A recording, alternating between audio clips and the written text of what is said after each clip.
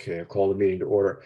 Pursuant to Governor Baker's March 12, 2020 order suspending certain provisions of the open meeting law and Governor Healy's March 29, 2023 revised order extending remote participation by all members in any meeting of a public body, this meeting of the Great Barrington Finance Committee will be conducted via remote participation to the greatest extent possible.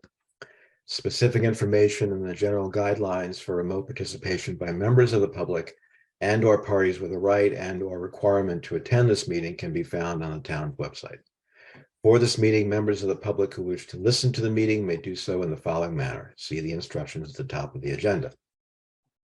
No in-person attendance of members of the public will be permitted, but every effort will be made to ensure that the public can adequately access the proceedings in real time via technological means. Pursuant to MGL 7C 30A Section 20F, after notifying the chair of the public body, any person may make a video or audio recording of an open session of a meeting of a public body or may transmit the meeting through any medium. At the beginning of the meeting, the chair shall inform other attendees of any such recordings. Any member of the public wishing to speak at the meeting must receive permission of the chair. Now, The town, I'm recording this from the town's Zoom account, and I just want to let folks know I'm also recording a backup audio on my phone. okay, terrific. Okay, so just a roll call vote. Anne? Here. Richard? Here. Madonna? Here. Milena? Here. And I'm Philip, and I'm here as well. Okay, committee. Phil, can I just, I did want to let people know, it looks like the Berkshire Edge has an auto recording system on, so I just wanted to let folks know that it looks like. Okay, great, thank you. Committee member announcements or statements. Okay, I just wanted to make one comment based on the conversation we had on May 15th, 2023, when we met with the town's auditors. One comment that was made during that meeting was by the auditor about the level of the percentage coverage that Great Barrington is paying on retiree healthcare premium. And I think it's about 80%. And we had a brief conversation about it in which we found out that other towns are paying around 50%. And that seems to be the norm for municipalities of our size and in this particular region. So I'll have a suggestion and just wanted to make sure that everyone kind of would be in favor of it, that it might be worthwhile for us to speak to the other towns and find out how did they make the transition from, paying, I'm sure, much higher premium that they are paying today, and whether they decided, to do partial grandfathering or grandfather their existing employees and then just make the change to the retiree benefits package. And so wanted to see if people would be in favor of it and would be interested in working with me on, researching the topic and see if it is a workable solution for our town. And, if that's something we would want to proceed to present to the select board.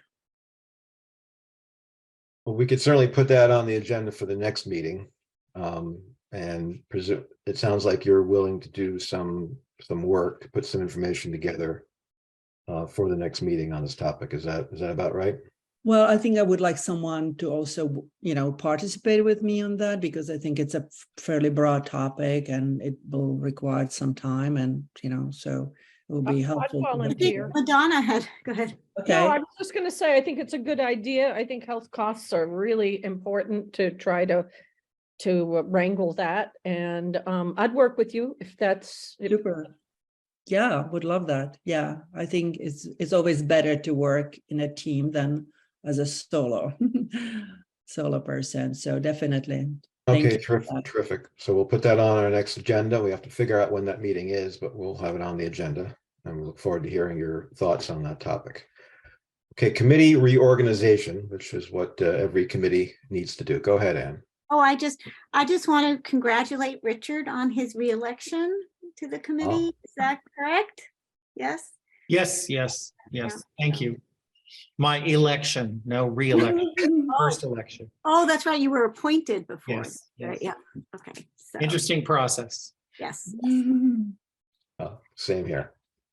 Committee reorganization. So we need to, I guess, re-nominate chair and vice chair. Anne. I would like to nominate, Phil, I would like to nominate you to continue as chair for another year. If you'd be willing to accept that nomination, or if anybody else has any ideas. Okay, is there a second on that? I second.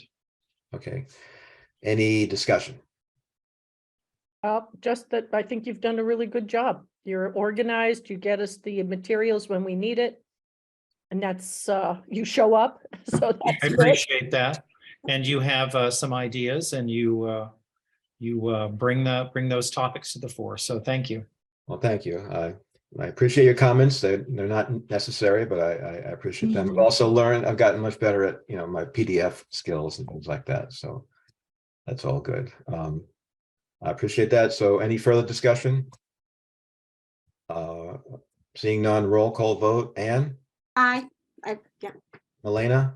Aye. Madonna? Aye. And Richard? Aye.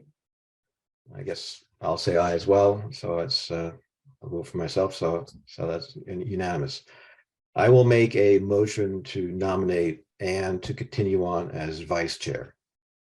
Second. Any further discussion?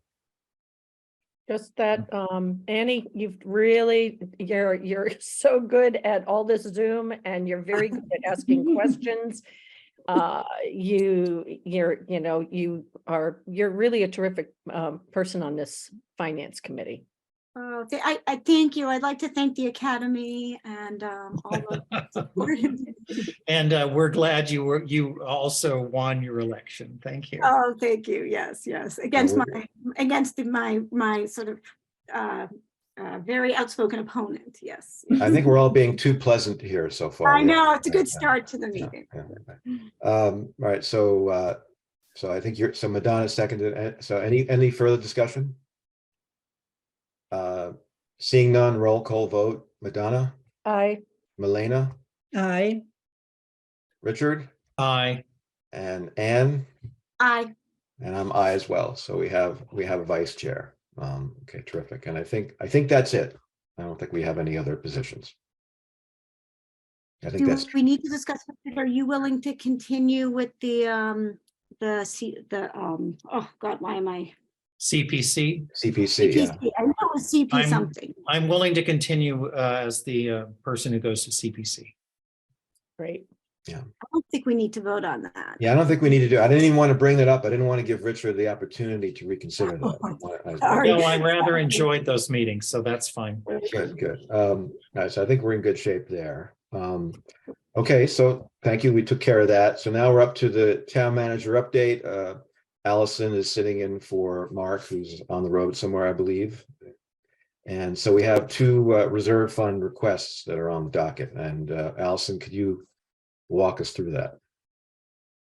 Sure. I think that the department heads are actually in the wings. Okay, great. Alicia comes up first. Yeah. Yeah, Alicia's up first. Right. With her postage transfer. Mhm. And then Chief Storty is he on? Is he in Yes, the wing? I'll promote him now. Yep. Mhm. So he will have his transfer request as well. So that's really all the business that we have tonight is just these two reserve transfer requests. Great. Mhm. So Alicia, can you walk us through your request on this one? Yeah, so basically I have the postage budget in my treasurer collector budget for the whole entire town, which doesn't make a whole lot of sense to me. But we've had 2 increases this year so far. So we're up to 60 cents a piece on postage, which will be increased again on July 1st, which is the new fiscal year. But every department pretty much way under budgeted or underestimated for this fiscal year. So currently we have a $3,500 bill to our printer for our real estate bills that we have been holding on to that we can't pay. And then I just had to add another $2,000 to the postage machine because I couldn't send out demand bills. So that eats up pretty much the whole amount. What was that called? Demand bills?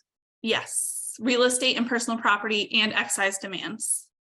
So this would be in addition to the initial bill, a statement. saying- Yes, yeah, we have to send a And demand this- bill. yeah. No, I think from personal experience, is that basically a late fee? Yes, so what happens is once the bill remains unpaid, we add a $10 demand fee and any interest that has accrued, and we send a demand bill. If it's an excise bill, they get the demand bill and they have 14 days to pay. And if they do not, it goes to our deputy collector for collection. And for real estate, basically what happens is they have also 14 days to pay. And if they don't pay, I can place a lien on the property. Okay, so this is a bit like the federal debt ceiling in the sense that we've already spent this money. So in my opinion, it's sort of not the time to figure out if we should pay the bill. But so I would, but I would be inclined to approve this. But I think very quickly, we should talk about this next budget season so that we're. So I got, and I had budgeted for everything requested for every department, and that budget was cut twice during the budgeting process. So I may see you next year. Okay, all right. Madonna. I just want to ask Alicia a question, because you've been in the town for quite a few years now. Do you see that there's more of an increase on demand because of the way the billing went out? I gotta say, I'm now that you get two at once and people forget and there's fees. I mean, I've never been in favor of that, trying to keep track of the darn stuff. Are there more fees and more demands because people just are not used to this kind of cycle? I actually can't speak to that because when I started was the first year that we went quarterly. So I don't know how many demands they were sending before. This year we sent about 700 real estate demands. Right. Out of 4,000, comparing with my time in Sheffield, and we were quarterly in Sheffield and we sent quarterly bills. So we sent 4 bills a year. It's about on par with what we were doing in Sheffield, but I do know that the town clerk's office has a lot more, they've been using a lot more postage for things. So I guess I was talking to the assistant town clerk the other day and she said, when you go to the registry now, you're automatically registered to vote.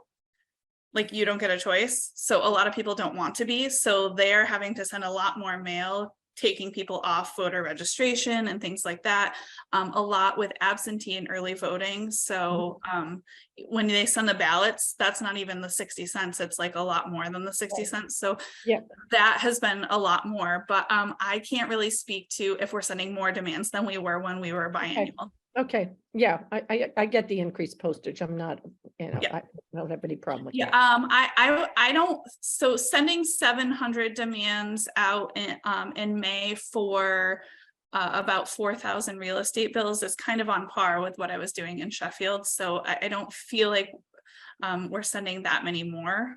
Okay, thank you. Okay. Thanks. Do we have a motion? I'll make a motion to approve the reserve fund transfer of $6,000 to the postage line, budget line. Second, Okay, we have a second. Any further discussion? Seeing none, roll call vote. Anne? Aye. Richard? Aye. Madonna? aye. Aye. Elena? And I might as well. It's unanimous. Thank you very much, Alicia. Thank you. Thank you, Alicia. All right, let's move on to Chief Storty. Good evening, everybody. So I'm here to ask for a transfer to help me cover all the remaining overtime shifts at the end of the fiscal year. I'm here with Sergeant Carlotto. Sergeant Carlotto, I had him work on a project to project out with all the openings and or anticipated openings from now until the end of the year. And there's 90 open shifts that I need to fill from now until July 1. I did some quick math and came up with an approximate amount, and then I added just a small amount for contingency, just for any unforeseen overtime, for like example, sick time, or if somebody gets injured, or if we have a big investigation where we have to deploy people to investigate, you know, on their not their scheduled work time. I have to pay them overtime. We've worked all year. We knew this was going to be a problem. We tried to manage the best we could throughout the year. But it got to the point where I just felt like we were starting to sacrifice some of our services to the community by not having the visibility in the services that I wanted, you know, just try to save money. But so this is what I think will get us to the end of the year, and there probably hopefully be a little bit left over, like I said, with that contingency money. But we are down 6 full-time positions right now that we've been operating on, and our officers are working really, really hard to fill those vacancies to make sure that we do have the proper coverage. I do have 4 in the police academy that will graduate in September, which is going to take a big burden off of us in the fall. But still, we have to get to the fall before we see any signs of relief for the staffing issue. So are you, for when the fiscal year ends on June 30, do you have a pile of money in your budget that you'll be accessing for overtime, for say July and August and part of September? Yes, well, I did anticipate for after July 1, and hopefully getting to September. Once we get to September, I'm going to see a drastic decrease in the overtime expenses that I've had to incur. Okay. Okay. Any other questions? So what is the amount? I'm sorry, we are looking for? It's 50,000. 50,000, and that would cover between now and July 1st? Correct. Okay. It's about 45,500 plus for another 4,500 contingency. Mhm. And I think we have about $128,000, if I'm remembering correctly, in the reserve account. So we have the money. Do we have a motion? I'd like to make a motion that we approve the Reserve Finance Committee Reserve Fund transfer request to the Police Department overtime budget line of $50,000. Second. Any further discussion? Seeing none, a roll call vote. Anne? Aye. Richard? Aye. Donna? Aye. Elena? Aye. And I'm aye as well. It's unanimous. Thank you, everybody. Chief. Appreciate it. Welcome. Thank Have a you. good night. Philip, could I Yes. just remind you that along with these 2 transfers that will be in the select board's office to be signed, there's those year-end transfers that we voted on Right. at the combined Yes. meeting, still waiting on some Yes. signature. Very good point. I signed a few, and now I need to sign these. Are they still in that file in the select board office, right? The red folder is right on the counter. Okay, so we need folks to do some signing there. Ally, how many signatures do you need on these? It really should be, I think we need at least 3, so Yeah, majority. so it's confusing for the transfers that we did at the last meeting. We need the 3 signatures. At least, right? But at least. And then for the reserve, the Finance Committee Reserve Fund transfer, I believe I can sign it, and that's it. That's all you need. Oh, okay, so we just need to get to town hall and sign, and where again, in the selectman's office? Yes, in the selectman's office, right on the counter, there's a red folder. Okay, that's what we do with zoning, okay, It's the hot Fine. folder. got it. Okay, all righty. Okay, so we'll move on to the next agenda item. And that's a presentation from Lucy and Jake of the A-Town Regional School District. I'm going to promote them up. Okay, and just wait for that. I'm going to make just I'm going to try to make a very brief introductory comment. I'm going to wait for them to join just before I do that.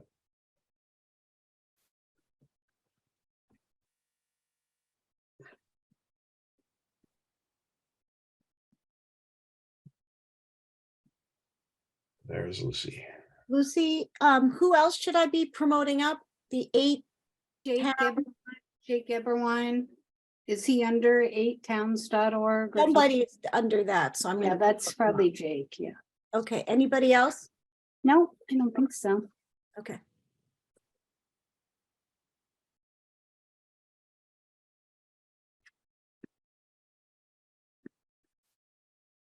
There's Jake. Yeah, I don't know if, is Matt Abrahams on, in the, He is. Do you want me to promote him up? please? Okay.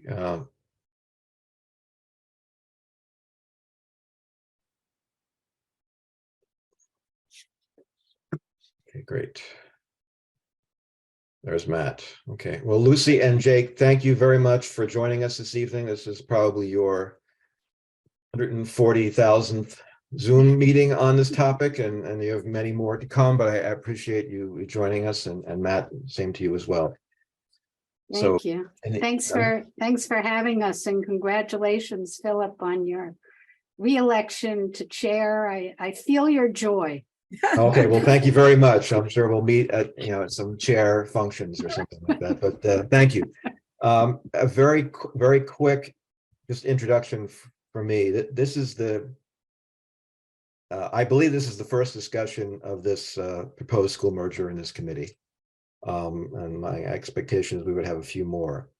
We'll have an update tonight on everything, on a variety of topics, but just I believe that this merger will be put to a town vote at a special town meeting sometime this fall, and maybe we'll have an update on the timing there. The question for this committee to consider is whether or not to make some type of recommendation to the residents of the town and potentially to the select board with respect just to the financial aspects of this merger. And I want to be really clear in saying that I view that as an open question that this committee has to decide as to whether or not it wants to make such a recommendation. There are obviously many critical aspects of this merger that have been worked upon by experts and community members for years now, but in my view, the non-financial matters are beyond the scope of this committee. They're certainly relevant to us as individuals, but not part of this committee's thought process, in my opinion. And lastly, if in fact we decide to make some type of recommendation, we need to determine how that would be communicated, how it would be worded, and would there be any materials provided to support that recommendation. So those are all open questions that we need to figure out. On that note, I will stop talking and turn it over to Lucy and Jake and Matt for an update. Thank you. Well, should I lead off, Jake? Yeah, I think so, because that might help us understand exactly, how much detail the subcommittee would like us to go into. Yeah. Um, So maybe I'll just start with where we are right now in the process. Because I want to be really clear that we don't have a final methodology on operating costs and capital costs that has been approved by our full board. We're not there yet. I hope we will be there in the next couple of meetings of the full board. So by June, sometime in June, but we're not there yet. What we do have is a set of methodologies that were recommended by our finance subcommittee and presented to the board on April 11th. And I hope some of you had an opportunity either to review the materials and or listen to the video recording where Jake walked through those methodologies for the full planning board. That's where we are. We've got a planning board meeting scheduled for Tuesday to continue the discussion of the finance subcommittee's recommendation. And we also have tomorrow a follow-up meeting of our finance subcommittee to think about some of the comments that were made at the meeting and since the meeting by members of our full planning board on the proposed model. So we don't have the pie fully baked yet, It's near the end of its composition, but we're not there yet. And I just want to be really clear about that, because what we're going to present or talk to you about tonight is not yet final and may not be the final recommendation coming out of the planning board.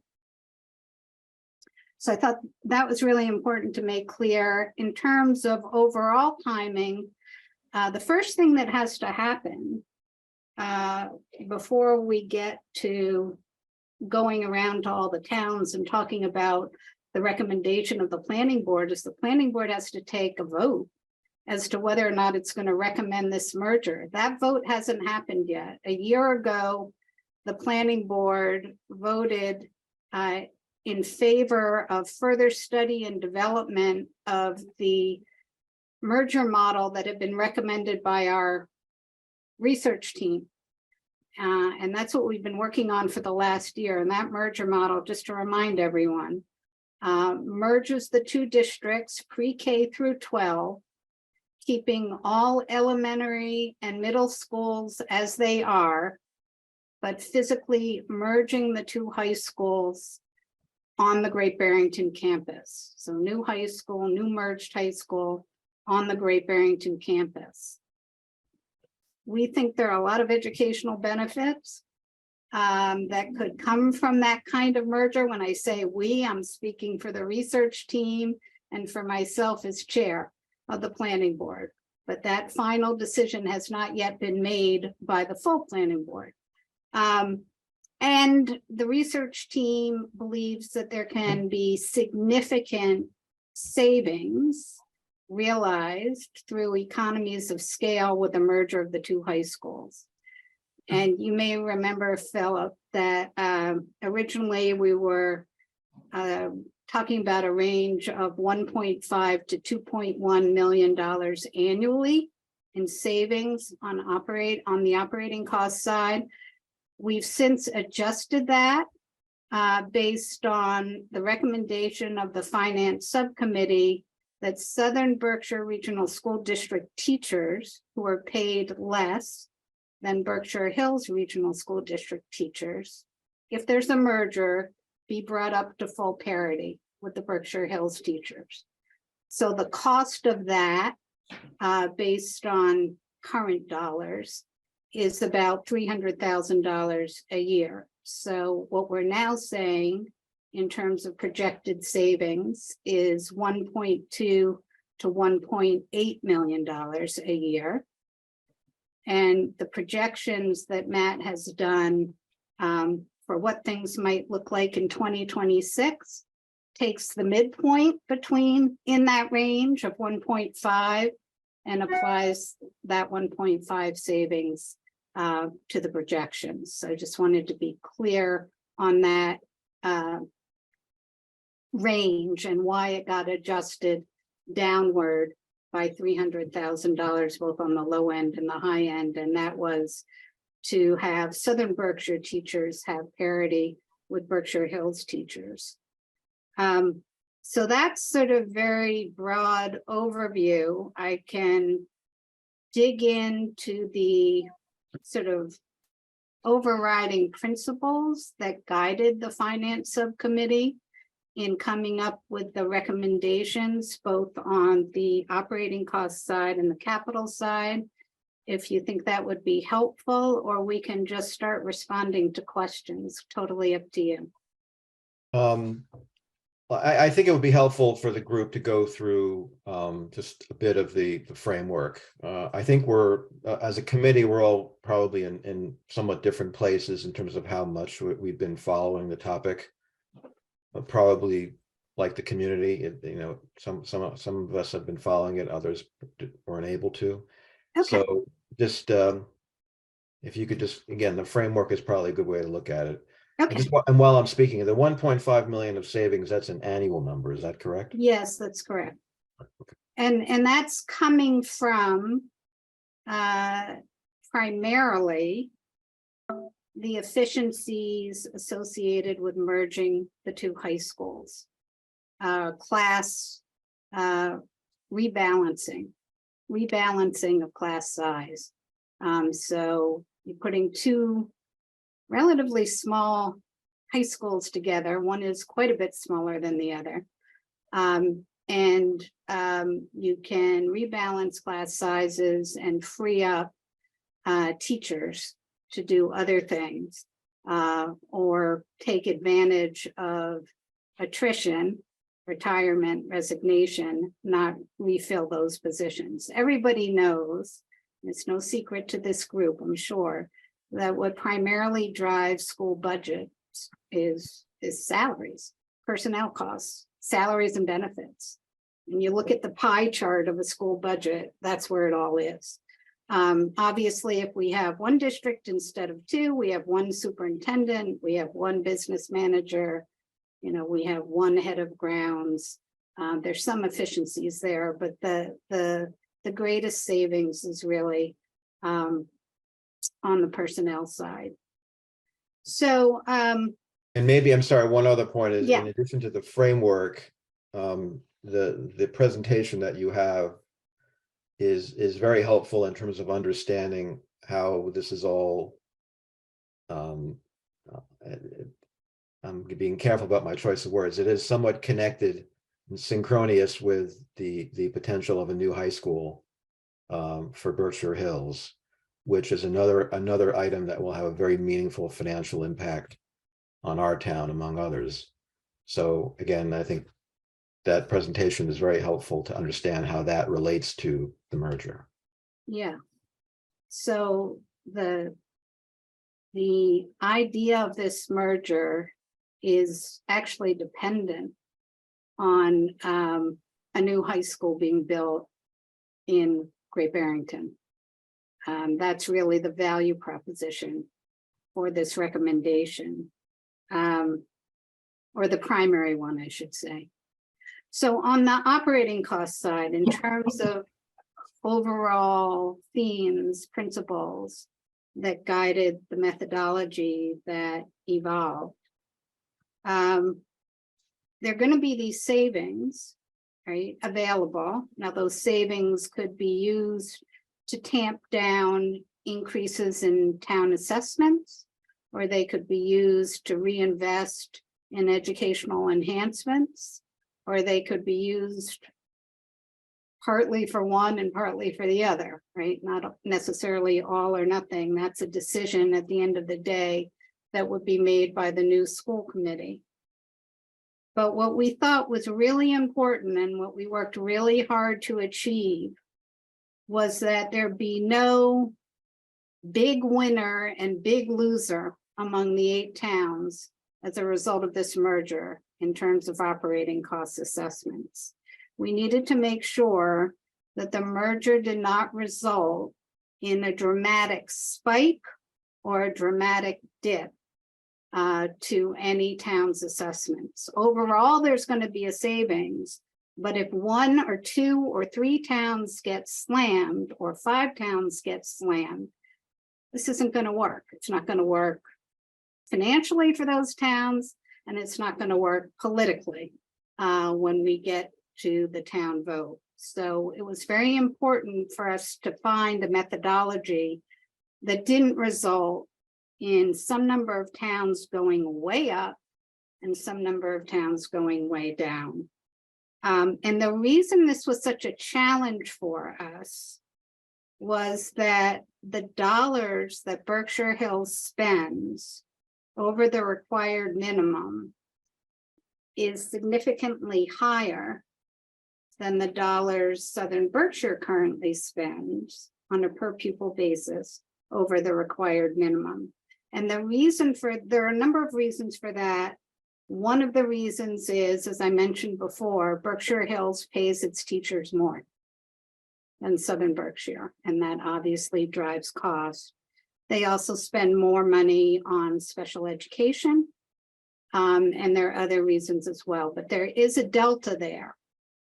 And because of that delta, if we just put the 2 districts together and had no smoothing mechanism in place. And you've probably heard a little bit about the safety valve, and we'll talk more about the safety valve. But if we didn't have a safety valve, something that would smooth those spikes and dips, the Southern Berkshire towns would get slammed in year one. Huge amount of operating costs would get shifted from Berkshire Hills towns to the Southern Berkshire towns, and that wasn't going to work. So we came up with this idea of a smoother, and we call that the safety valve. And the way the safety valve works is that, let's say town assessments, the amount that's going to be assessed to the towns is going to go up by 2% overall. If you have, as is suggested, a 2% safety valve, no town, no individual town could go up more than that 2% plus another 2%. So the highest any single town could go up would be 4%. And others might go up 2%, 3%, or even a little under 2%. But no single town could go up more than 4%. And if the assessment to that town would otherwise be more than 4%, would be 5, 6, 7, 8, that excess would get redistributed across the other towns who are below the cap. So that no one, the theory being that no one would exceed that cap in any one year. Now, over time, the need for that cap goes away. Right, so over time, with a 2% cap by year, and Matt, correct me if I'm wrong, by year 7 or 8, there really shouldn't be the need for a cap anymore because we would have equalized. But it's not going to happen in year 1. So that was a really important principle for us on the operating side, that all the towns be able to manage this transition somewhat comfortably on the financial side by having that smoother, that cap in place. On the capital side, we had some principles that guided the proposed methodology.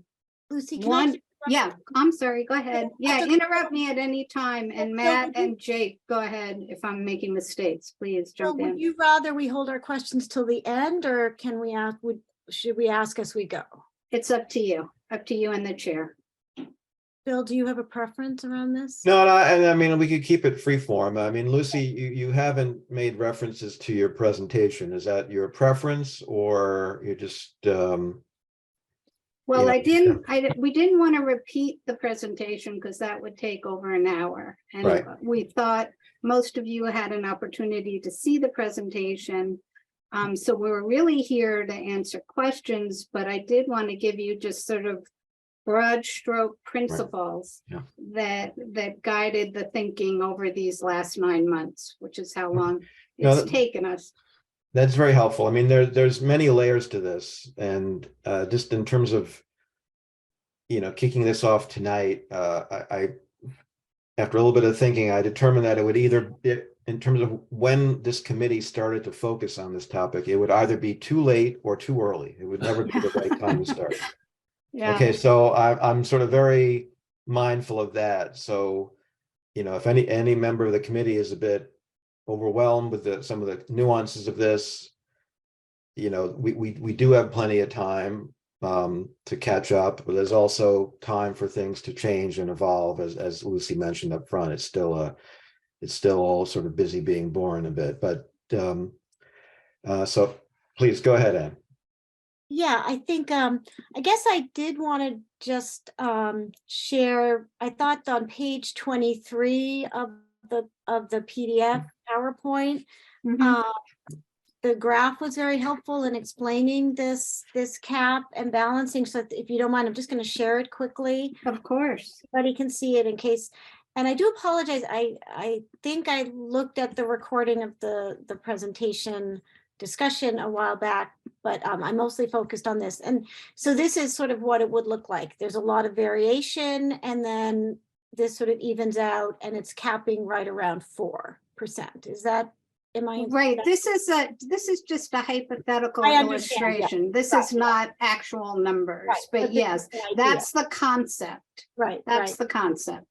Exactly. One thing I'm so my difficulty or my question or trying to understand something Mhm. isn't about the sort of idea of it, but I guess this 2% cap.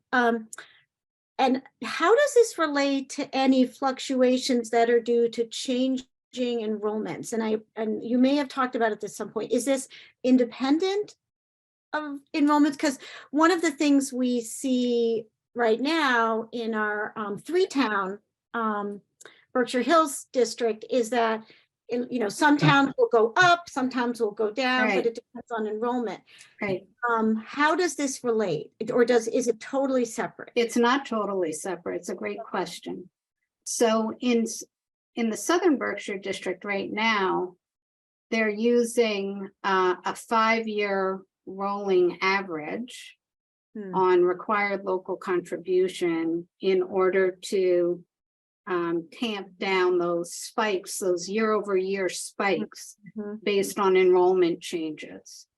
So they already have a smoothing device in place in Southern Berkshire, and that's been very popular with the towns because they used to experience what you experience at Berkshire Hills, which is depending on enrollment, you can have a spike and then a dip, and it's all over the place and it's very hard to plan. So they already have in Southern Berkshire a kind of smoothing device.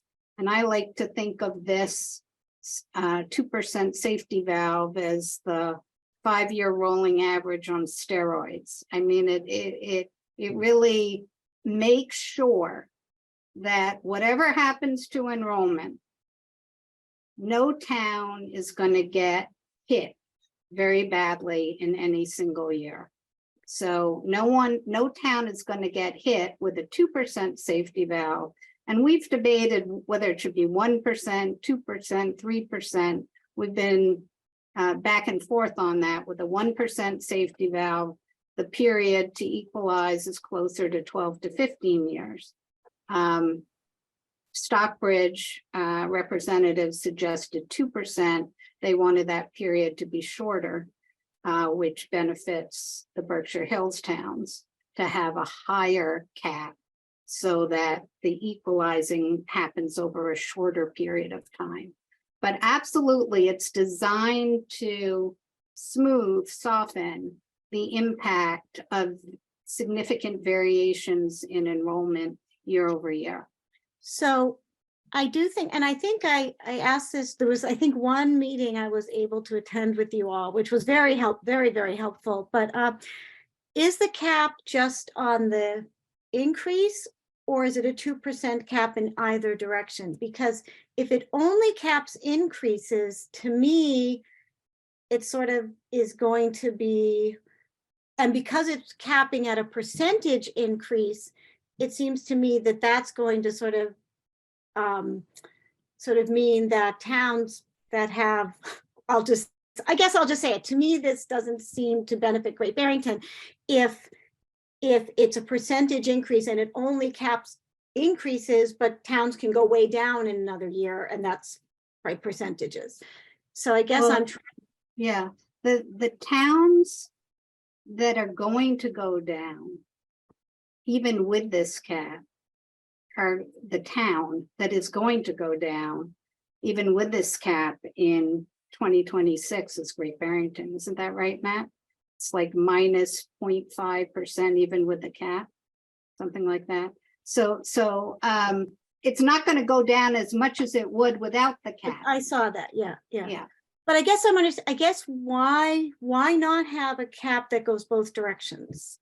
I mean, is it just because there's almost no chance in heck that there's ever going to be going down overall? Or, I mean, why not cap it in both directions? Maybe I can add a little perspective on this, if you don't mind. So with the methodology that is currently supported for assessing operating costs is the 5-year rolling average that Lucy mentioned. Well, this will be in addition to using the 5-year rolling average. Yes, this is in addition to using it, right? So I I mean, I guess it is possible that you would see a decrease of that magnitude, but I would be very surprised with the 5-year rolling average in place. You're not going to see the wild swings that you may see today with a 1-year enrollment look that Berkshire Hills currently has for its assessment methodology. So I don't think we ever even discussed a cap going in that direction because I don't think we saw any. And none of your modelings projected that this could happen, is that? Not with the cap. If we had no cap, right? If we had Yeah. no cap, and I think that's one of the pages of the presentation. You see that some of the towns are going up by 17.5%, and other towns, Great Barrington, are going down by, what page is that, Matt? It's I think, 34. Yeah, I Slide did 30. see that. I can pull that up too. Hold on. Sure. That's Okay. interesting. I think it's 31. No, is this the right one? I mean, Well, that's that's a one version of it. that's a yeah. graphic illustration of it, but the slide prior Yeah. is that are actually the numbers. It's an interesting Yeah, point. but- It is an interesting point because it could happen. Looking at some of my numbers, I see one case where there is a town going down by over 4% in 1 year. With the That's safety- without the cap. No, it's actually after all the changes. Where are you looking? Well, he's got Yeah. it modeled out for. Yeah. Yeah, I'm looking at my detailed sheets right now. I guess I'm just wondering why not consider that.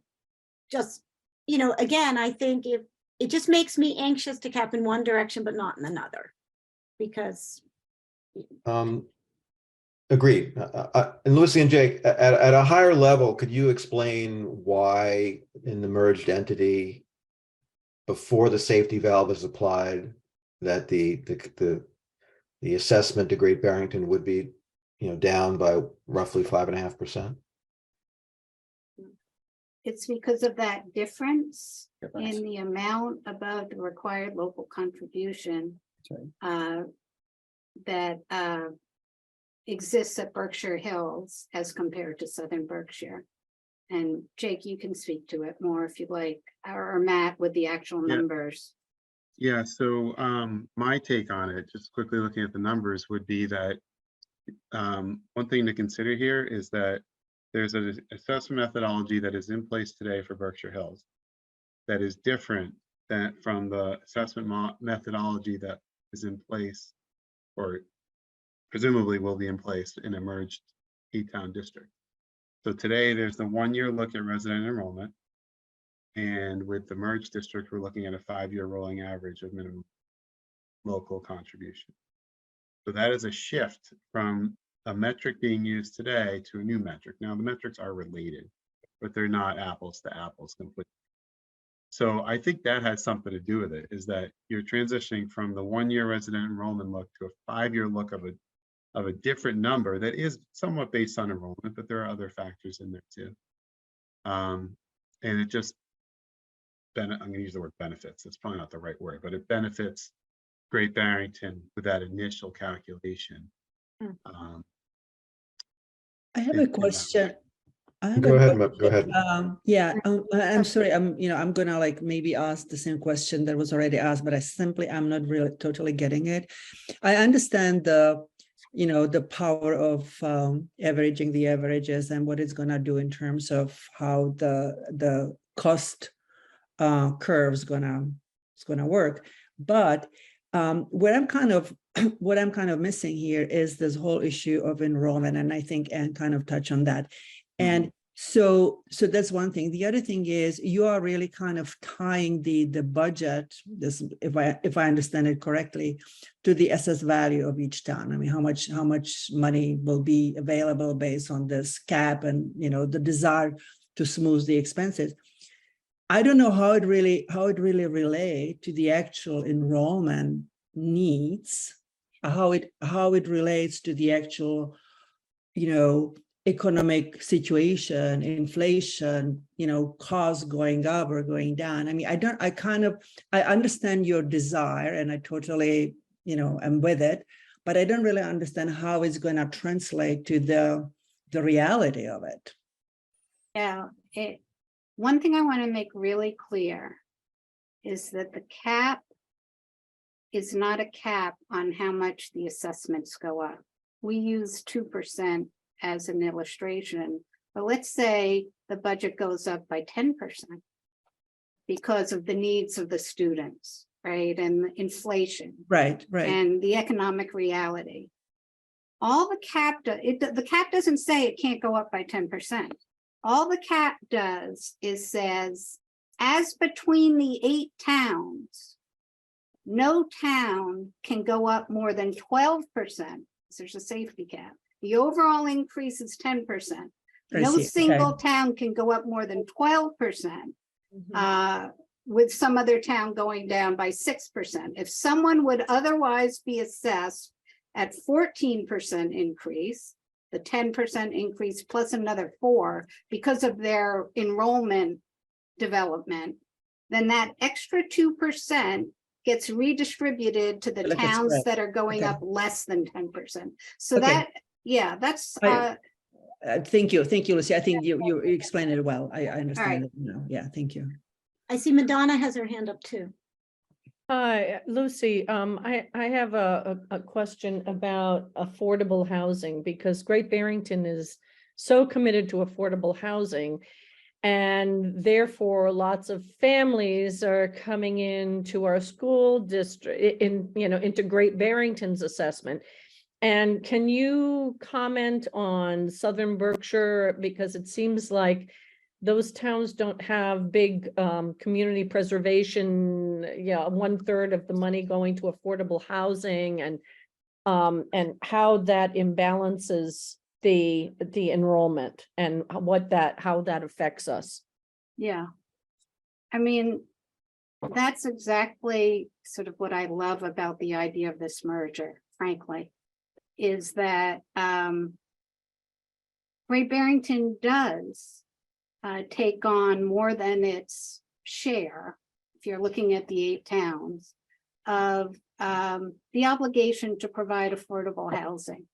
And with affordable housing comes students. So if you have a methodology that is just based on enrollment, as you do now, right? But you only have 3 towns. But if we had a methodology that was based just on enrollment and no caps, right? Then the towns who invest in affordable housing are going to get hit harder, right, than those who don't, because they're going to have more kids. So by merging and by pooling our resources and by everybody looking at the community of children in our 8 towns as belonging to all of us, instead of belonging just to the town in which they reside, we can start sharing the cost of educating those kids in a more equitable way.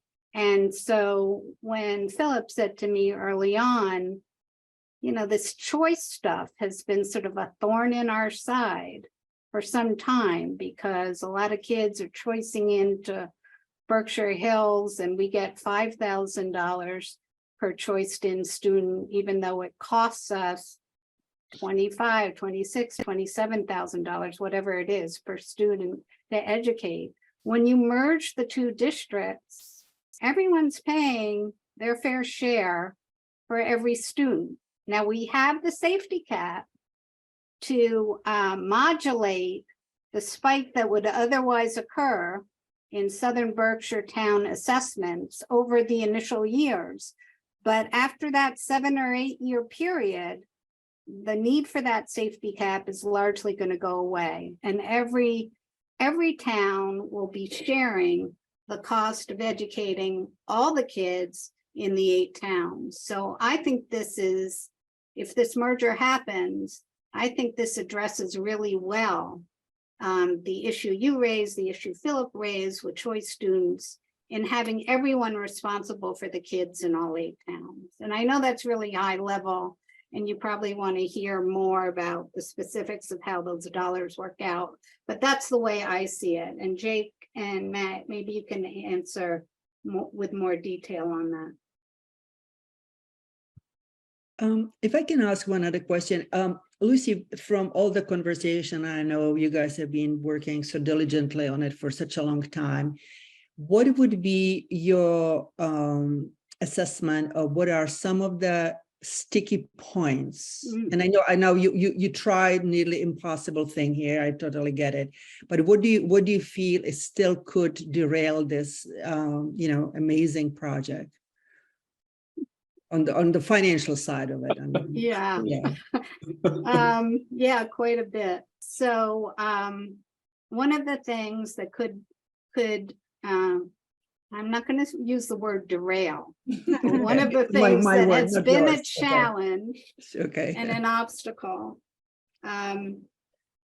is that the Southern Berkshire towns, before we formed the Regional School District Planning Board in 2019, were told by Steve Bannon, chair of the school committee, that if we merged, if they were interested in sitting down at the table and talking about merger, the school committee was, and he was speaking for the school committee, not for the town. The school committee was not expecting the Southern Berkshire towns to contribute to the cost of the new high school. Full stop, full stop. So that was a statement that folks in the Southern Berkshire towns latched onto in good faith, right? And sat down to the table and formed this 8-town regional school district planning board to start talking about merger. Now, as we've gotten into the process, what's emerged, at least from the finance subcommittee, but I know this issue is going to come up on Tuesday at our full planning board meeting, that the initial invitation included a statement that there would be no expectation that the Southern Berkshire towns would contribute to the cost of the new high school because Berkshire Hills was going to have to build that new high school anyway, right? That was the thinking behind it. We're going to have to build it anyway, with or without you. So we're not looking for you to contribute to the cost of that. Now, the new high school, as we have now envisioned it, includes significant CVTE facilities that don't exist in Southern Berkshire, right? Those kinds of facilities do not currently exist at Mount Everett. And the Southern Berkshire students, if we had a merged high school, would be able to take advantage of those new facilities. So although it's true that Mount Everett is a very good looking high school and there's no need for the Southern Berkshire Regional School District to build a new high school, their high school's in good shape. There's something that they'd be getting in terms of physical plant that they don't currently have if we merged, namely those CVTE facilities. And so our research team thought it appropriate to propose a model where Southern Berkshire was contributing something. It's not the full 22% that the population would represent of the total school population were we to merge. 135 kids versus 480 kids, combined 620, it's about 22%. So the recommendation is not that they contribute 22% of the cost of the new high school, but 10%, and maybe over time 15%. But again, that's very much in flux and under discussion, whether it's going to be 10% firm, 10% moving to 15% over the course of 10 years or 0. So that's a challenge and has been an issue of contention over these last 9 months. The finance subcommittee did vote out a recommendation which has the Southern Berkshire towns contributing to the cost of this high school. And the recommendation that was voted out is it's essentially 10%, a little less initially. And then in 2032, when the legacy debt that Southern Berkshire has on its own building, because it's staying responsible for that legacy debt, that's not being shared across the district. That's about 300 and what is it, 30,000, Matt, a year, something like that. So that's going to be absorbed by Southern Berkshire until it retires in 2032. And then in 2032, according to the recommendation of the Finance Subcommittee, that 10% starts going up 1% a year until it gets to 15%. I don't know if that provision is going to survive the vote of the full board. I don't know yet, but that's what's in the current proposal. But isn't it Yeah. also the case, just to clarify that point, I'm sorry to Yes. interrupt, but just to clarify that point, Yes, and without getting too deep into the weeds, that 10% number for Southern Berkshire, isn't that to be reduced to 4% based upon the optimistic scenario that there will be additional funding from the state to build a new school, conditioned upon the merger being approved? yeah, let's look at the slide on that because it's a Slide little 40. tricky. Slide What page 42. is that? 42. 42. So yes, it's 4% of the total cost of the school. But remember, the Berkshire Hills towns are only paying 48.52% of the cost of the total school, right? So when you compare the 41.48 million to 4 million, it's pretty close to 10% in terms of what the towns are paying after the state puts in its money, right? Even after the incentive, Yeah, because you see 10% on the right, right, assuming 100 million, right. 10% to the 5 towns, $10 million. Apply the incentive, that means $4 million of that cost belongs to Southern Berkshire. You go over to the Berkshire Hills side, 90%, 90 million, they get the 48.52% applied to that. So their obligation is 41.48.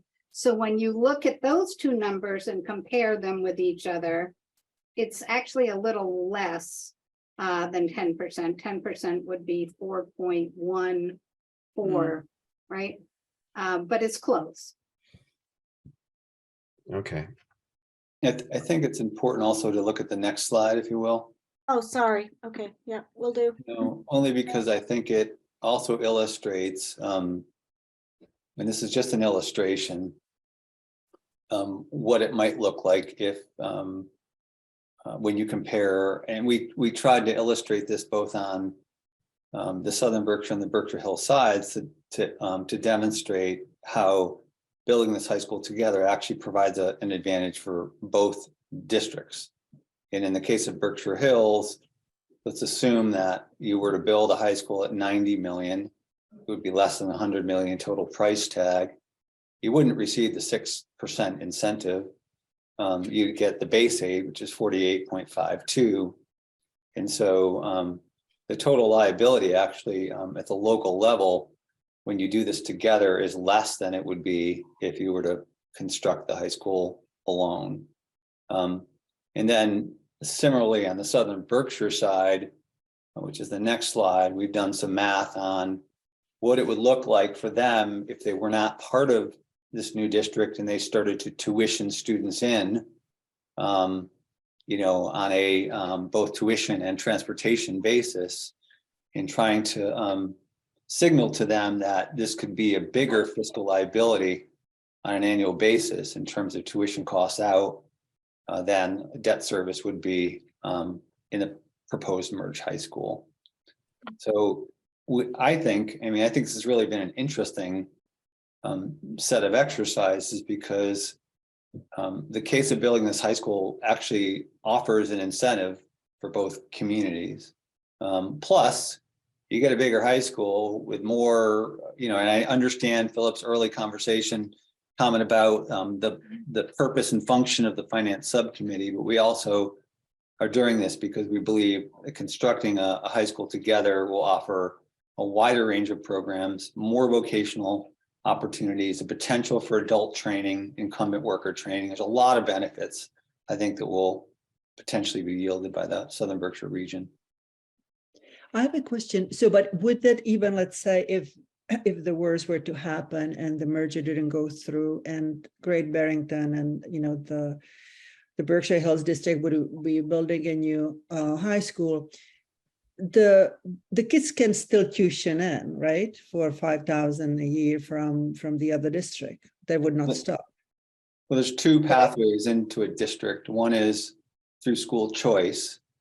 Or which is whatever you call it, choice in, yeah. what you whatever. just cited, which is $5,000 a student. Yeah, And so they know could that- still do that. They could still participate even in the enriched curriculum that hopefully we would be offering.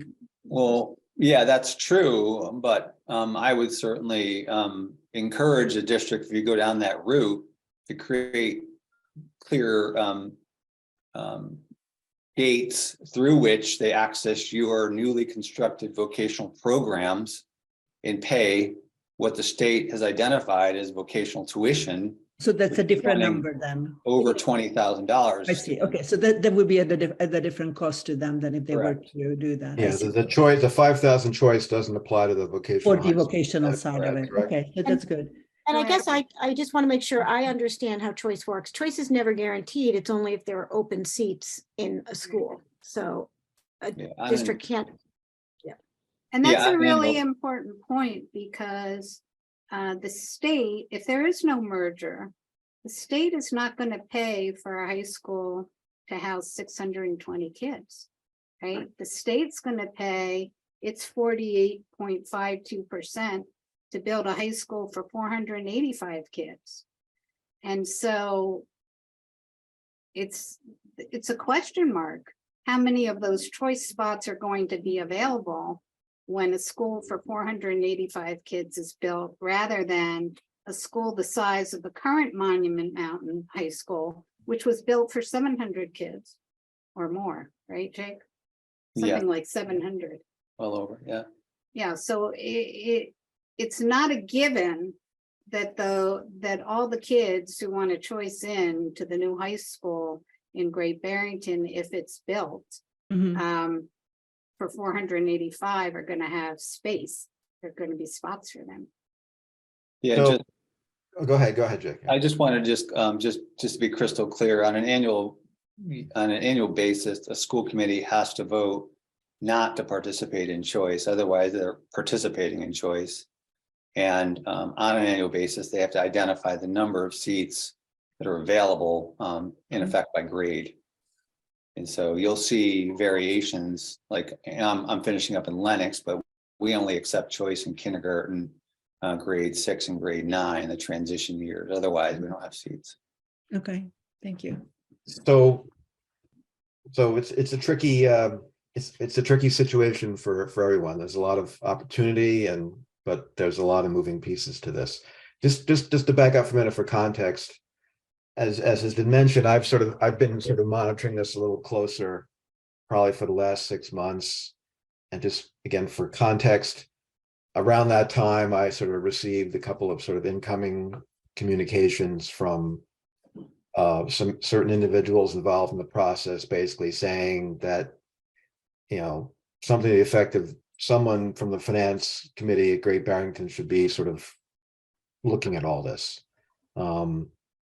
I think that was intended to be a very constructive and helpful comment, and that's the way I heard it. And so I've just been listening in to some of the various public meetings, and as Lucy and Jake have mentioned, I've thrown a few questions at them, some of which were easy and some of which were not. So the tricky part is the tricky part is how to is if the finance committee wants to make a recommendation, what is the basis of the recommendation? Because this is not like a classic sort of financial analysis. There's a wide array of benefits and challenges and some folks prospective negatives to the merger from a purely educational standpoint and community standpoint, and all issues about how long their kids are going to be on buses and how large is the cafeteria, and all things way beyond my imagination. It's incredibly complicated and with very meaningful issues. But on the other hand, I do think that, and just sort of reflecting on some of the comments from our recent town meeting, there was going to be questions from our town basically saying, are we going to save money on this merger? And if not, then we shouldn't do it. Very, very simplistic, but, focused on how it affects their tax bills and the amount of money they have to buy groceries for their family. So it's meaningful. So, so that individual would ask that question, and so to me, the follow-up request is, well, we need to look at the projected cost to the town of with merger and without merger in terms of what our aggregate school assessment would be. Is that a fair question? You could argue that both ways, and it gets fairly complicated to do a pure apples to apples analysis. So again, I just sort of want to float it out there from my perspective tonight, just to sort of get that out and into the dialogue. And I've asked some of those questions to Lucy and Jake and to Matt, and probably didn't appreciate how complex they are and how tricky they are, given the fact that all these other moving pieces to what they're doing right now. So it's a tricky sort of match to make between, what is this committee supposed to do? What will the residents or the select board potentially ask us to assess and evaluate, versus what is an appropriate comparison to make? So I just want to offer kind of just a straight response. And that is, if you look, we have a lot of information on the website. Matt has run a lot of projections with merger, without merger, with safety valve. And we projected town by town. And I will tell you, our projections show crystal clear that Great Barrington will pay more if they do not merge than if they do merge. I can show you a graph if you give me screen share, just that gives you an illustration based on Matt's projections. And he'll certainly tell you that those are based on parameters and assumptions and trends. So they're not guaranteed, but we've done this town by town, and you all clearly will do better financially with a merger than without, just based on our projections. Jake, I think in order to allow you to screen share, I don't know if you've tried. Let me give it a shot. Yeah, it says it's disabled. Yeah, so I would need to make you a co-host, which is fine with me. are you pulling up the pages from the presentation or something? No, this is just an illustration we have that I could even just take a snapshot and send it to you, Phil, if you prefer that. That's fine too, but. Yeah, why don't we follow up with that? Because I don't want to overwhelm. It's actually just a really simple graphic illustration. It sort of takes the total assessment, all things factored in, operating and capital, new high school, and puts it on a single graph through fiscal year 2030, and we'll show you the trends. Okay, well, that's certainly meaningful and certainly positive for the merger from our town's perspective. So if you just send me that, I'll share that with the group. Go ahead, Madonna. Yeah, I just wanted to ask Lucy or whomever, how do you convince Alford? How do you convince Mount Washington? How do you convince Sandusfield or New Marlboro or Monterey? Monterey maybe, but how do you convince them and that, to go along with this? It's a great question, because one of the earlier questions was, what if the challenges be? What are the stumbling blocks? What are we hearing? And what we're hearing is, yeah, we can see how this benefits Berkshire Hills. That's really obvious, but we're going to get slammed. So that's what we're hearing from Southern Berkshire towns. It's not true with the safety valve. No one's going to get slammed. But over time, the Southern Berkshire towns are going to be paying for those choice students, and they're going to be part of a larger district that will be probably paying more per student for the amount over the required local contribution. So some of that burden that is currently on the Berkshire Hills towns over time does shift to the Southern Berkshire towns, and that is a challenge for us. And what we say is, yeah, that's true, but you're going to have a voice in those decisions in terms of school budgets year over year. It's not going to happen for a number of years. You're going to have an integrated school committee, and you're going to be making those decisions together with your colleagues on the school committee. And you're going to have so much more a robust opportunity for the high school students in your district. So we're selling them, or we would sell them if this happens, on the educational benefits to them and the opportunity to participate in CVTE.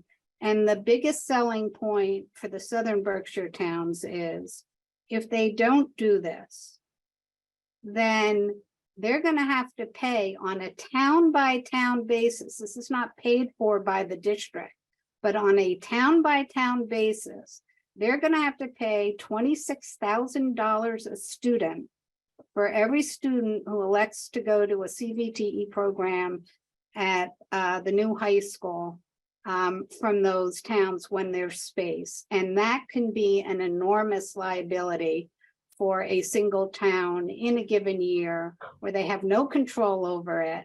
And it could be a big pop in 1 year that could just blow up their budget. So that's what they're worried about. That CVTE cost, which is reflected on one of these slides, it's something like, what is it? $1 million, Jake, worst case scenario with the 29 students.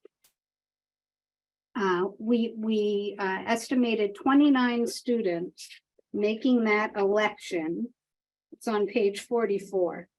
29 students, yeah, it's $761,000 in a year for that CVTE tuition if they don't merge. That's possible. 44, did you say? 761. 29 students. Page 44, yeah. Yeah, if 29 students opt for CVTE, if we stay separate, and all those 29 students could be from Sheffield, or there could be 5 from Alford, right? That's over $100,000 that Alford is going to have to pick up in that year when the students opt for CVTE. So that's a scary thing for the Southern Berkshire towns, and something that I think has convinced a number of people on our board from some of those towns that this makes sense financially for them as well, because while they may be paying a little bit more over time than they currently are, and certainly because their teachers are going to be brought up to parity, they're expecting that they're going to have to pick up a portion of that cost. They're not going to have these wild gyrations and uncontrolled exposure to that CVTE tuition costs that they would have absent the merger. Lucy, I just want to comment. Do you mind, Madonna, do you want to? Well, I just wanted to just follow up that just how many students graduated this past year or will graduate this year, I guess, at Southern Berkshire? Somewhere between 40 and 50. I'm not sure what so the total number of kids in the high school right now is 161. Thank There are you. only 29 kids in the junior grade. I think in the senior grade, there's 45, 50, something like that. Thank you. But 161 across the 4 grades. And the MSBA is projecting that number is going to drop further to 135 by the time this new high school is built. Thank you. Oof. Lucy, I just want to follow up. You don't need to do this. You don't need to convince us about how you can be hit with the vocational. Yeah. tuition. And also I just want to actually just throw out that what really has been an issue for us is the transportation costs for, Right. it's not just the tuition, it's also the transportation. Right. That said, I guess I did want to just ask a question about transportation. Is transportation a place where you're seeing some savings in efficiencies? Is it costing more? Is it pretty much staying the same? What's your sense about transportation?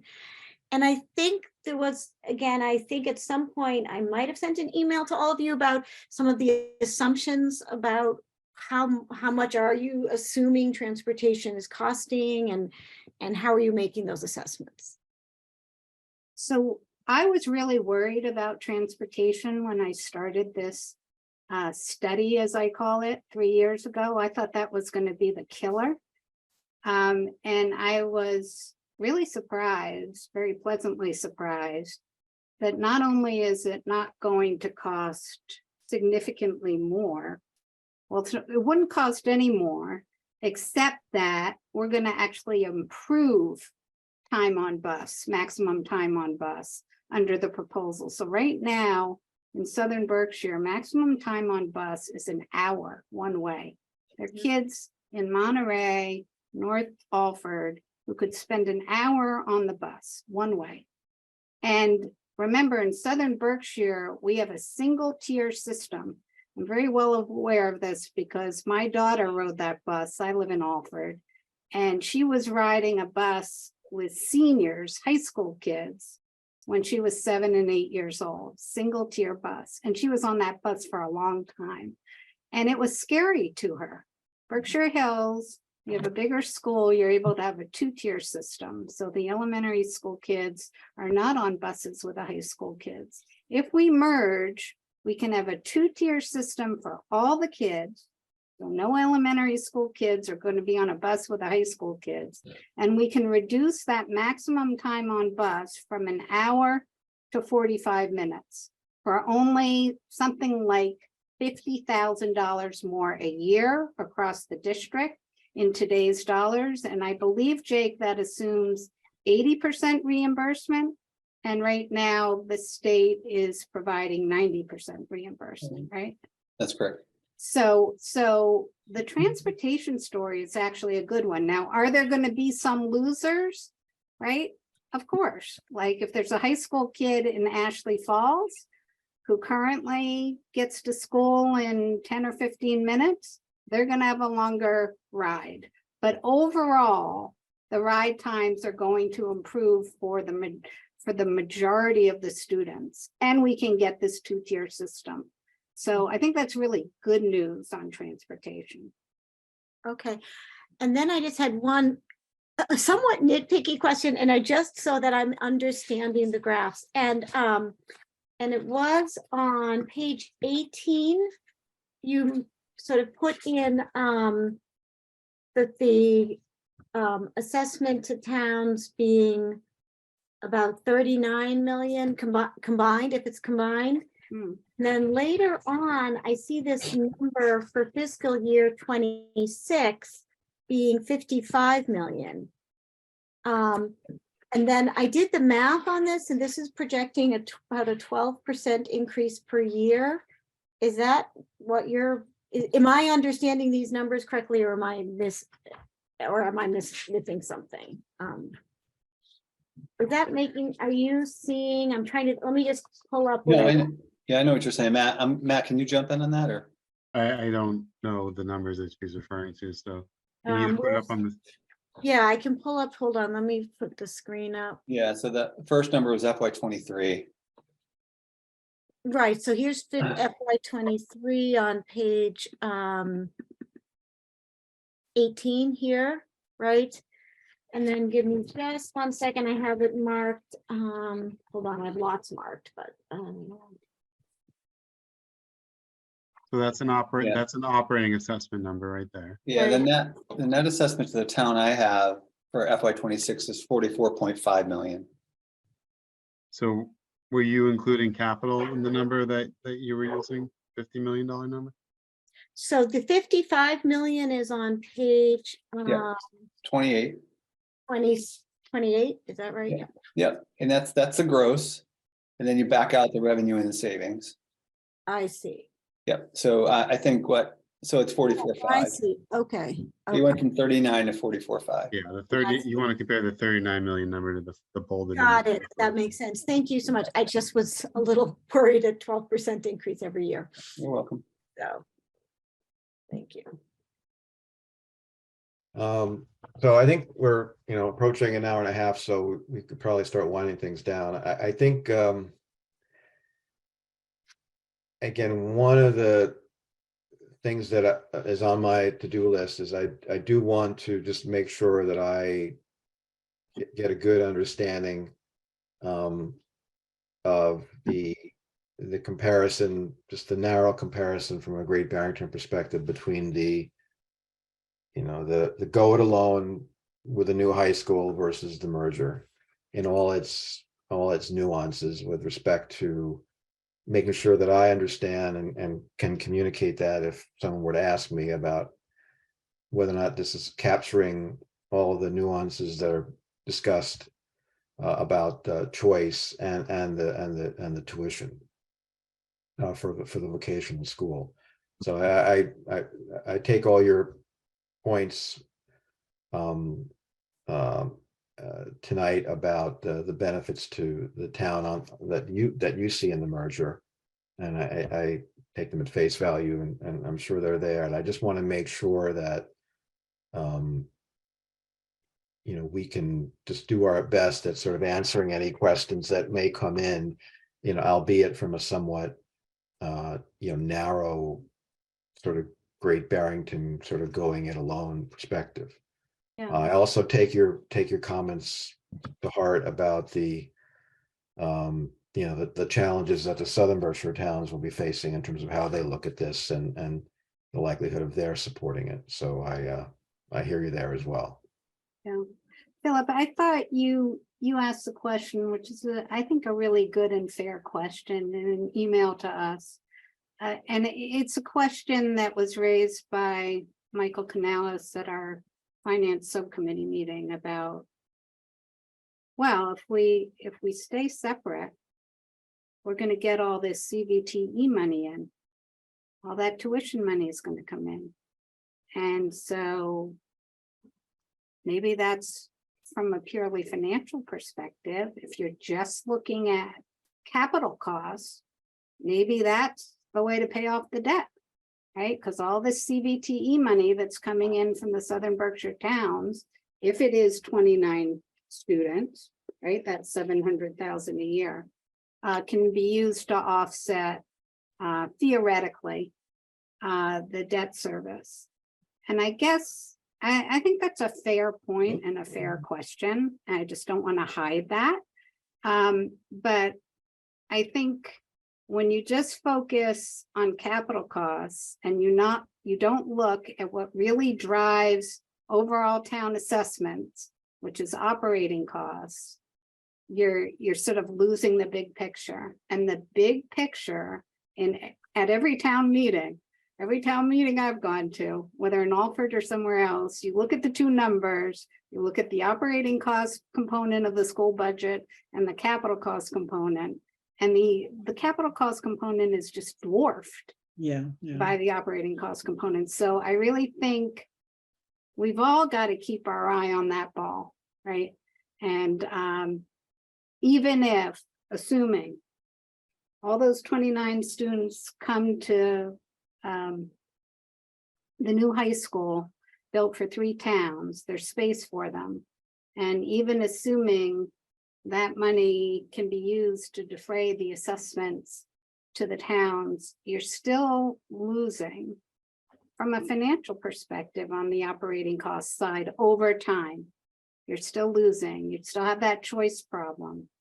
And so I think over time, this really makes a lot of sense for Great Barrington. And that is, frankly, part of the challenge we have in talking to the Southern Berkshire towns. And the Southern Berkshire towns, I'm not sure this is an appropriate consideration, but it's something that folks in the southern Berkshire towns think about.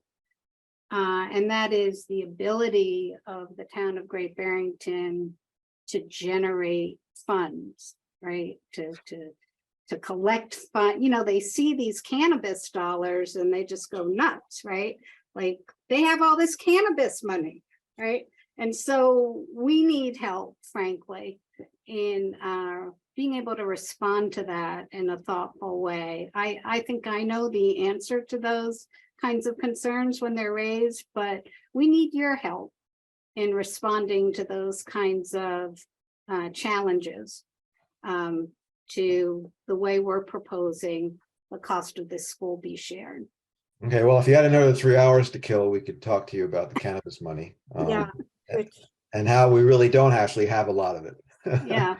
But that's for another conversation. I take all your points, and it's a challenge in that a lot of the questions that may be the right question from a Great Barrington taxpayer point of view can make the person posing the question sound downright, not particularly community minded, if you will.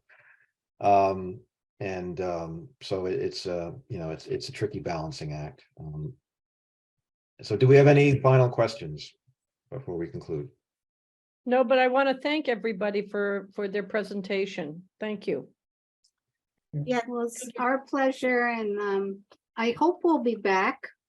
I hope I hope you- we're you able to all have vote out the, a recommendation and that we'll have something firm to present to you. Okay, you all have the patience of Job, or a biblical amount of patience to work through all this with all the towns, and so I have nothing but admiration for your efforts there. Okay, well, I think Thank you. you all look exhausted, so I think we can we'll conclude.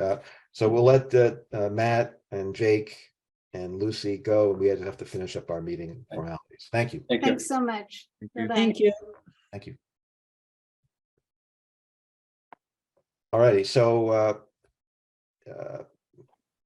as an old college professor would say, I'm not expecting, I don't expect anyone to understand it, but did you see all that information? No, there's a lot of elements to it, and so again, hopefully tonight we're just sort of starting the conversation on this, and we could take it where we want to take it, but we had to start somewhere. and Melina, you're not able to access the PDF? Do you want me to send it? No, thank you. I was fine. I had no problems getting it. Yeah, thank you. I was the one who was not able to Yeah. access. Oh, Richard, do you want me to send it to Richard. you? Would you please? Will do. Yeah. Well, Richard, you have many excuses to be a little behind on this, some of them sad, and so we'll again, you could go at it. It was a very informative presentation. God, it was very helpful. Extremely No. informative. Yeah. No, they've done an enormous amount of work, and all the information is there. It's hard to sort of wrap your arms around it and understand it the way you like to, because of all the moving pieces. Yeah. But hopefully we made some progress tonight. Okay, so citizen speak time. Anybody out there?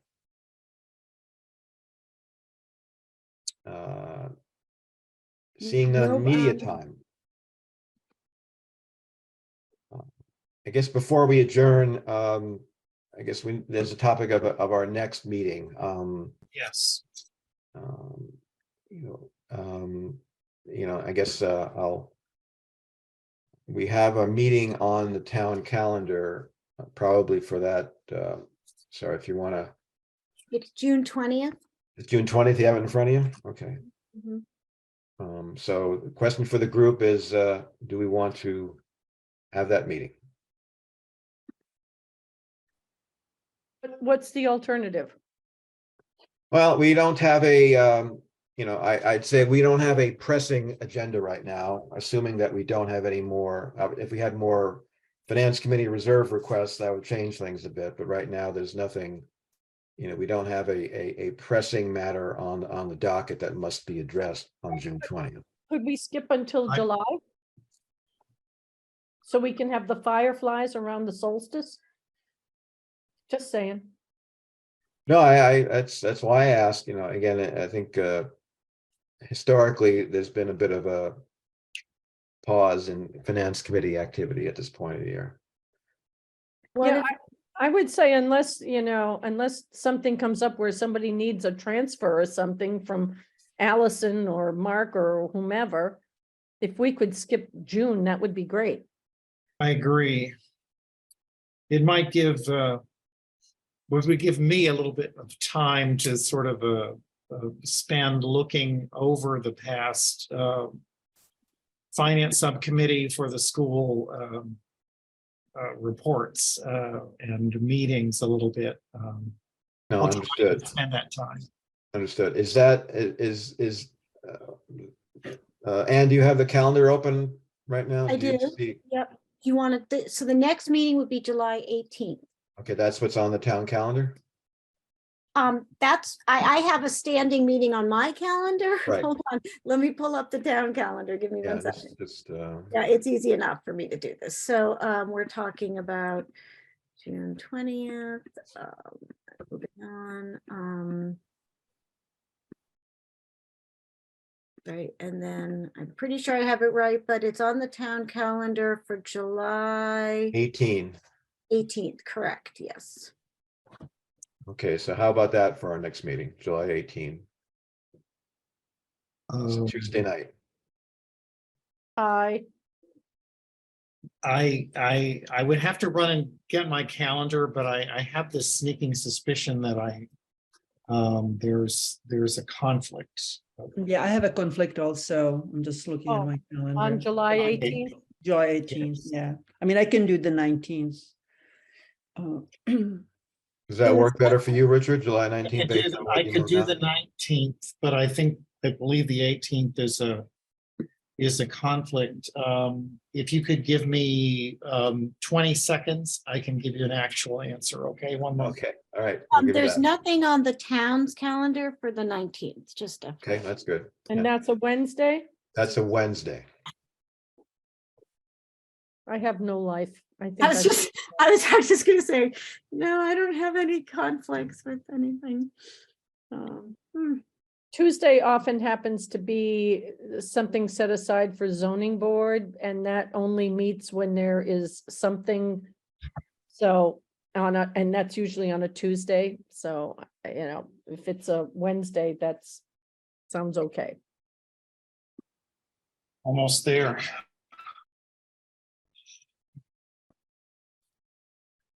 No, 19th is fine for me. Okay, so let's go with, and obviously this is not etched in stone. If we had to change it, we can, but we'll go with Wednesday, July 19 for our Okay. next meeting. Okay. Thank you. Thanks. All righty, terrific. Well, thank you, everyone. And, We need a motion to adjourn. we do, and everyone should enjoy the holiday weekend. Motion to adjourn? Second, All in favor? Aye. Bye. All right, have a good evening, everyone. Good night. Thank you very much.